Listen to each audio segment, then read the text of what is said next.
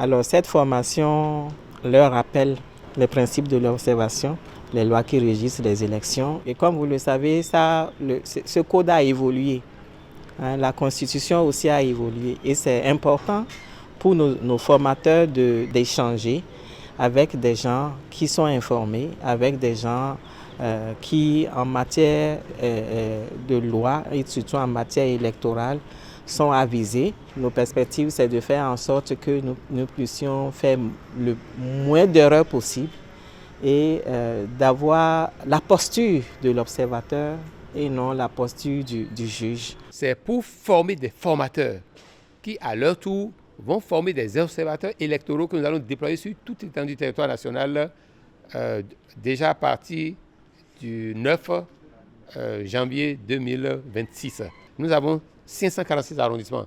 Tous les 546 arrondissements seront couverts par les observateurs. C'est pourquoi nous allons former entre le 5 et le 9 janvier, nous allons former plus de 1200 observateurs et superviseurs.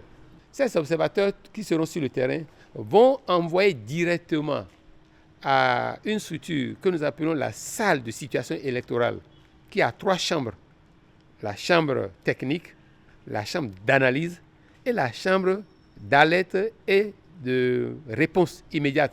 C'est-à-dire sur toute l'étendue du territoire national, avant, pendant les élections, tout ce qui aura comme difficulté au niveau des postes de vote, tout ce qui aura comme difficulté organisationnelle. Et ça, c'est pour accompagner la Sénat, qui est l'OGE, c'est-à-dire l'organe de gestion des élections au Bénin.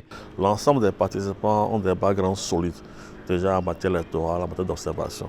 Mais c'est de tirer le maximum d'eux et aussi apprendre d'eux pour les conduire vers la démarche qu'il faut pour être un bon observateur sur le terrain.